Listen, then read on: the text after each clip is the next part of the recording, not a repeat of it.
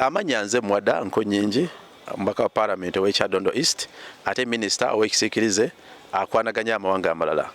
Tuli wano okungubagira mukwano gwaffe mubaka munnaffe ate Munnayuganda omulwanyizi w'eddembe Hon. Cecilia Ogwal abadde mukyala ayimiriddewo ku lw'enfuga ey'amateeka alwanyiridde bonna abanyigirizibwa ate atakyusekyuse batugambira tumusomako nti yali mukazi nalulungi kaalaala naye tulira ennaku nti abalungi ba luno babeera ku bulungi bunnuma tebafaayo ku biruma bantu tebafaayo ku biruma ggwanga bw'abeera ne feesi ennungi bw'abeera ne kafiga akalungi tafaayo ku nsonga ezigenda mu maaso mu ggwanga lino. Naye Cecilia yaleka wali obulungi bwe olaba obufaananyi bwe ng'akyali muto ng'akyali muwala nga mutuufu yali mbooko ate nga ne ku mulembe guno onoonya embooko emuvuganya nga bwe yali afaanana luli tosobola girabawo naye byonna yabirekawo n'ayimirira n'agamba kanwanyirira abawala kanwanyirira abakyala kanwanyirira abanyigirizibwa eddoboozi lye libadde libuulirwa ate takyusekyuse yatandika alwanyira Uganda mpya atandika Uganda nnungi alwanyira ebyobulamu era atuuse okuva mu nsi ng'ali ku ludda olulwanya okufuna enkyukakyuka mu ggwanga kyannaku tasobodde kuwangala kutuka kulaba nkyukakyuka. Kyakubiri Hon. Cecilia alwanyiridde ebyobulamu ebirungi mu ggwanga lino kitunakuwaza nti atuuse okufa nga tetunafuna amalwaliro malungi ngasobola kuofalinga bujjanjabi eri bannayuganda. Bw'otunulira kati nga Cancer Institute e Mulago oluusi ebyuma biba byafudde oluusi abantu babeera bangi weewuunye ku Uganda kuva mu north south ne east abantu miliyoni 45 nga bwe bazibala bonna nga balina genda mu ruumu emu giyite Cancer Institute. Tulowooza nti wakyaliwo obunafu nnyo bwe tukambye obujjanjabi eri eggwanga lyaffe lino. Cecilia abadde alwanyira ebyobulamu obulungi era y'omu ku basimbe ku balwana ennyo okulaba nga n'eddwaliro ng'eryo Lubowa lizimbibwa afudde terina bakola ki kuzimbibwa kuba yali nga yemulugunya sente zalagawa era nga jana ebitawo webiti ali munanye mu Parliament nga tutesa ku ddwaliro bogera kuse najana ebitawo webiti nagaba nange sente zalagawa ze twayisanga ndaba bwenti nga ntunula mu Uganda mulimu ababbi abekaza mu lujjudde yo yabadde Cecilia tumufiiriddwa nnyo ffe ng'ababaka abato kubanga abakayingira Parliament kubanga tubadde abadde amanye ebyaliwo ebibaddewo ate nga tunula ne maaso ebinajja nakuba tooki abadde mubaka ateesa omubaka akiika omubaka akolagana na buli omu naye nga ate asigadde ku nsonga ze asigadde ku mulama gw'abadde ayimiriddeko kyannaku tyatuvudde ku maaso kitalo nnyo ddala naye ffe ng'abasigaddewo katujja siga tulwanyirira ebyo byabadde alafubanyira byabadde alwanyirira kubanga alwanyirira demokrasi alwanyirira enfuga y'amateeka ku ddembe ly'obuntu n'ensonga nkumuliitu afudde ebimu tebinabaawo ate nga bingi tebinabaawo kati buvunaanyizibwa bwaffe ffenna abasigaddewo okubirwanyirira tusabira famire n'ab'enganda zonna Mukama Katonda abagumye kitalo nnyo ddala. Honorable okusinziira mmwe nga mu Parliament we muli we mulaba muyine ensa ebadde tunka n'omutindo gw'abadde aliko oba olunaku olwaleero okusinziira waliwo ebivulu bye muyisa nga mmwe ababaka.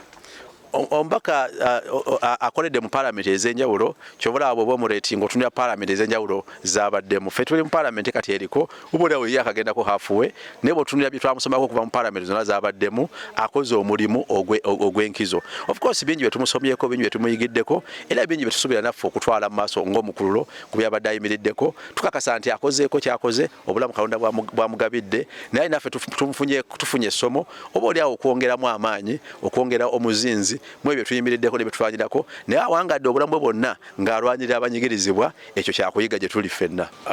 First of all, I want to join Parliament of Uganda, the country Uganda, people of Uganda and the people of the world. It's a sad moment that we have lost one of the icons of democracy.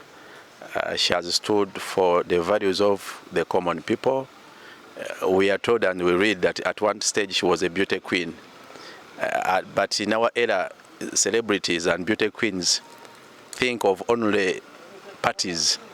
But Cecilia Ogwal was visible from her youthful age up to her old age and up to her time of demise, was visible, standing for the values of the oppressed. She stood for women and girls. She stood for democracy. And she was on the side of those yearning for a better country, a better Uganda. In Parliament, we would have loved to learn more from her as an elder in Parliament. She has been vocal and her voice was bigger than some of the men. We would miss her so much that she died struggling to have a better country. She used her youthful and beauty to strive for a better country. She has used her voice, she has used her knowledge, she has used her wisdom.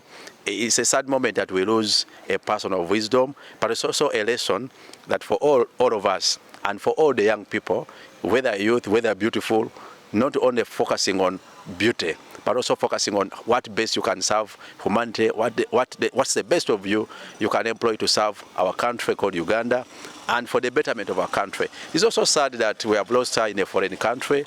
She stood and fought for better healthcare system in our country. It's a sad moment that she has died before we realize better healthcare in our country. But as well, we thank all the medical team, locally and abroad, for the efforts so far and the efforts they have put in. That is God's decision. We shall miss her, but we shall stand by the values she stood for. I want to send prayers to the family, for the Almighty to comfort them in this trying moment. But as well, I also want to thank our leadership of opposition in Parliament. Cecilia was part of the opposition, and she was the opposition. She stood for those values, and she was audible. We shall miss her, but as well as the opposition, we shall keep on shall keep on fighting for what she stood for and what she fought for all her life. Later, her works that she has been rendering to this nation today, as far as we speak. Cecilia has offered her life to the service of our country, especially struggling for a better country. She has used her voice to speak for the oppressed and to speak for what is just and fair. She has not diverted from her cause of democracy and the rule of law. So I believe she has been a role model for opposition. She has not been cited to have changed the sides at any one side. What she started fighting for is what she has fought for up to her time of death. I believe that's a legacy not comparable. We have so many politicians who are still living, but have changed their perception of things. Cecilia was very focused, was very vocal. We joined Parliament when she was already aged. But whenever she entered Parliament, she could speak for the past, the present, and the future. We shall miss her, of course.